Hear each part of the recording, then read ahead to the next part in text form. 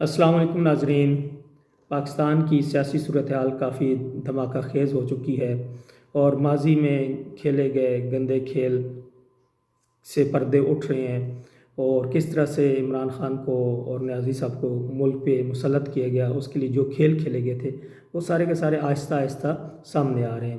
اس میں سب سے پہلے جو گواہی دی تھی وہ شوکت عزیز صدیقی، جو اسلام آباد ہائی کورٹ کے چیف جسٹس انہوں نے دی تھی۔ انہوں نے کہا تھا کہ میرے پاس اس وقت کے جو ISI کے آپریشنل چیف تھے جنرل فیض حمید، وہ آئے اور وہ جو چاہتے تھے کہ نواز شریف اور اس کی بیٹی کی جو سزا ہے اس کی ضمانتیں نہیں ہونی چاہیے۔ اسی طرح اس کے بعد پھر ارشد ملک نے پھر گواہی دی کہ مجھ پہ دباؤ تھا اور اس دباؤ کے تحت یہ سزائیں دی گئی۔ اس کے بعد ایک اور جج جو کہ گلگت بلتستان کی کورٹ کے چیف ہیں، نام میرے ذہن سے اس وقت نکل گئے، ان کا ایفیڈیوٹ آ گیا۔ انہوں نے بھی یہ کہا کہ میرے سامنے ثاقب نثار نے فون کیا اور ایک دوسرے جج سے یہ مطالبہ کیا کہ نواز شریف کو اور اس کی بیٹی کو سزا ملنی چاہیے اور ہونی چاہیے، اور جو کچھ بھی ہو، اور وہ کافی پریشان تھے، اور وہ جج بھی اپنے اس بیان پہ قائم ہے۔ اس کے بعد ثاقب نثار کی اپنی آڈیو سامنے آ گئی، جس میں وہ یہ کہتے پائے گئے کہ نواز شریف کو کچھ جو دوست ہیں، دوستوں سے مراد یہاں پہ اسٹیبلشمنٹ ہی ہے، کہ وہ سزا دلوانا چاہتے ہیں، اور وہ یہ بھی چاہتے ہیں کہ مریم نواز کو بھی سزا دی جائے۔ اگرچہ دوسری طرف سے یہ کہا جاتا ہے کہ بیٹی کو تو سزا نہیں بنتی، لیکن پھر ثاقب نثار یہ کہتا ہے کہ واقعی سزا تو نہیں بنتی لیکن دینی پڑے گی۔ بہرحال یہ اس کے بعد ابھی معاملات کچھ ایسے ہیں کہ کچھ اور ویڈیوز اسپیشلی آنے کے بات کی جا رہی ہے کہ کچھ ویڈیوز موجود ہیں ایویڈنس۔ تو یہ ایک اس وقت پراسپیکٹیو ہے کہ عدلیہ اور اسٹیبلش نے مل کے ایک گیم کھیلی کہ کس طرح سے نواز شریف کو راستے سے ہٹا دی جائے۔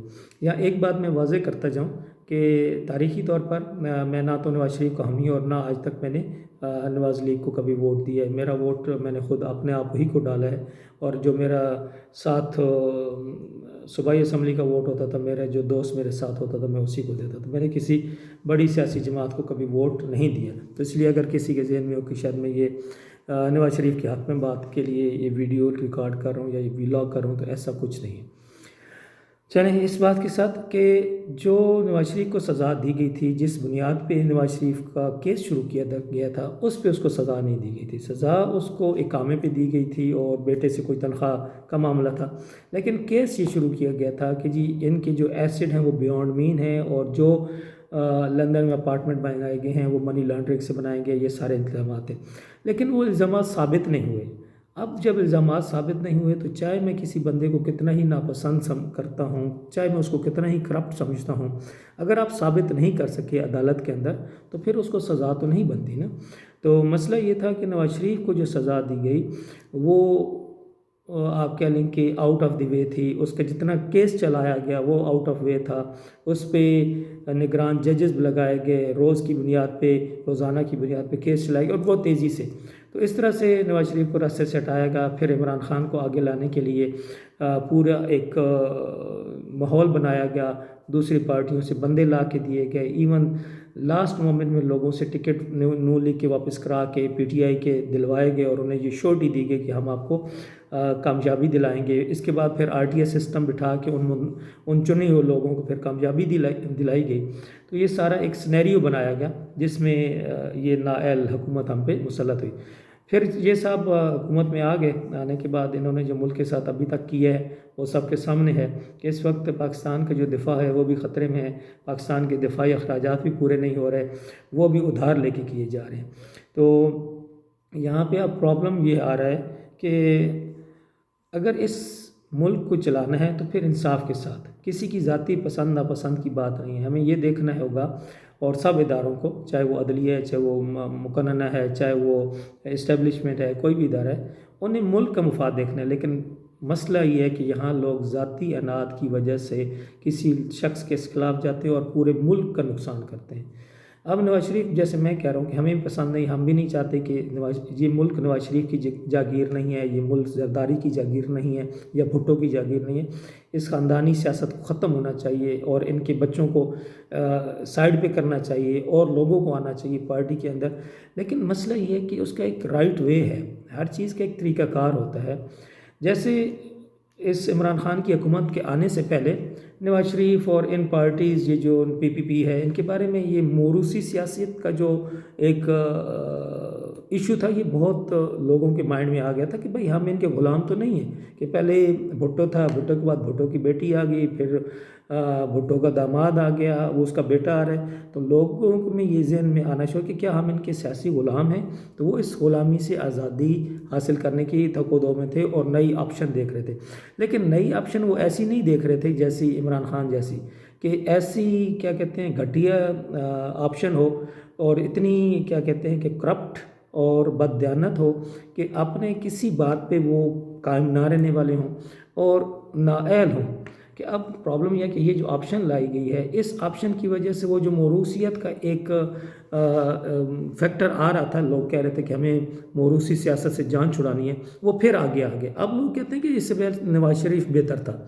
इसी तरह फिर इन्होंने इस सारे प्रोसेस, नवाज शरीफ को सज़ा दिलवाने के अमल में और उसको नाअहल करने में, उसकी बेटी को, तो उन्होंने मरियम नवाज़ को भी हीरो बना दिया। वो भी एक अब लीडर के तौर पे सामने आ गई। मतलब एक वो शख्स या वो औरत जिसको लोग किसी शुमार में नहीं ले रहे थे कि ये भी कभी लीडर होगी या ये कभी मुल्क की मतलब वो सियासत में आगे आएगी।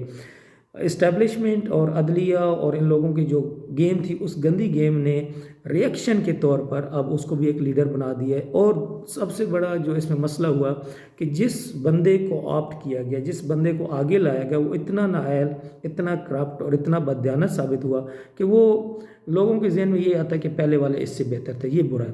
तो अब ये नाकामी सिर्फ इमरान खान की नहीं है, ये नाकामी अदलिया की है, ये नाकामी इस्टेब्लिशमेंट की है और ये नाकामी इस वक्त मौजूदा हुकूमत की है कि लोग फिर उसी मोरूसी सियासत की तरफ देख रहे हैं, उन्हीं मोरूसी सियासतदानों की तरफ देख रहे हैं कि वो बेहतर है। तो अब अगर हमने इस चीज़ से जान छुड़ानी है तो ये याद रखिएगा कि जो भी कोई प्रोसेस होता है वो इर्तकाई अमल होता है। तब्दीली इर्तका के साथ आहिस्ता आहिस्ता आती है, ज़हन साजी करनी पड़ती है। यहाँ आपकी ज़ाती ख्वाहिशात पे चेंज नहीं होती कि आपको नवाज शरीफ पसंद नहीं है या आपको मरीम नवाज़ पसंद नहीं है या मुझे इमरान खान पसंद नहीं है या आसिफ जरदारी पसंद नहीं है, तो इनको किसी तरह से नहीं। हमने ये देखना है कि अदल और इंसाफ, अदल और इंसाफ क्या कहता है। अदल और इंसाफ के साथ फैसले किए जाते हैं, चला जाता है। और जब तक अदल और इंसाफ के साथ नहीं चलेंगे, ना तो ये मुल्क तरक्की करेगा और ना इस मुल्क के सियासी कल्चर में तब्दीली आएगी। अगर आप इस मुल्क के सियासी कल्चर में तब्दीली चाहते हैं तो फिर लोगों में ये अवेयरनेस पैदा करें कि वो अपनी पार्टीज़ के अंदर ये बात उठाना शुरू करें कि जो शख्स भी एक दफ़ा या 2 दफ़ा MNA बन चुका, उसे दोबारा टिकट ना दें। और दूसरी बात, जिस ख़ानदान में पहले टिकट दिए गए दोबारा उसमें टिकट ना दें। मतलब उसके बेटे को या उसकी बीवी को या उसकी बेटी को जो टिकट देने का एक रिवाज बन गया कि एक पूरी एलिट क्लास बन गई है। अब जैसे मैं एक मिसाल दूंगा, असद उमर PTI में एंजॉय कर रहा है और उसके बाद उसका भाई जो है ज़ुबैर वो नून लीग में, मतलब एक सियासी एलिट है, चाहे वो इस पार्टी में हो चाहे इसमें, ये मखसूस लोग हैं। अगर हमने इन लोगों से जान छुड़ानी है और हम चाहते हैं कि मुल्क में वाकई तब्दीली आए, तो फिर लोगों को अपने सियासी पार्टियों के कल्चर तब्दील कराने हैं और अपने जो नाम नहाद सियासी लीडर्स हैं उनको प्रेशराइज़ करें कि हमें ये जो ख़ानदानी सियासतदान हैं इनसे जान छुड़ाएं और नए लोगों को आगे लाएं, पढ़े लिखे लोग हैं, काबिल लोग हों और जो इस मोरूसी सियासत की पैदावार ना हो। तो इस तरह से मुल्क में तब्दीली आएगी। बाकी अभी ये अदलिया का, जैसे मैंने कहा कि अदलिया इस वक्त बिल्कुल एक एक्सपोज हो चुकी है। इसी तरह से जो गेम खेली गई इस्टेब्लिशमेंट के साथ मिल के, तो इस सारे गेम ने मोरूसी सियासत को मुल्क में मजबूत किया है, ना कि इन लोगों को कमज़ोर किया है। ये मजबूत हुए हैं इससे सारे अमल से। तो इसलिए खुदारा जो तब्दीली है उसको नेचुरल तरीके से और जो इर्तकाई अमल है उसके तरीके से करें, ना कि ज़बरदस्ती और अपनी ज़ाती ख्वाहिशात को लोगों पर मुसल्लत करें। जब लोगों पर मुसल्लत करते हैं तो लाज़मी बात है रिएक्शन आता है, और जब रिएक्शन आता है तो फिर लोग अक्ल से काम नहीं लेते, फिर लोग जज्बात से काम लेते हैं। और जज्बात में काम फिर लोग ऐसे ही करते हैं कि ठीक है, अगर ये ज़िद है तो फिर हम नवाज शरीफ को या जरदारी को या बिलावल को या मरीम नवाज़ को ही लाएंगे। तो इस तरह से फिर ये सियासी जो मोरूसी सियासत का इफरीत है ये कभी ख़त्म नहीं होगा।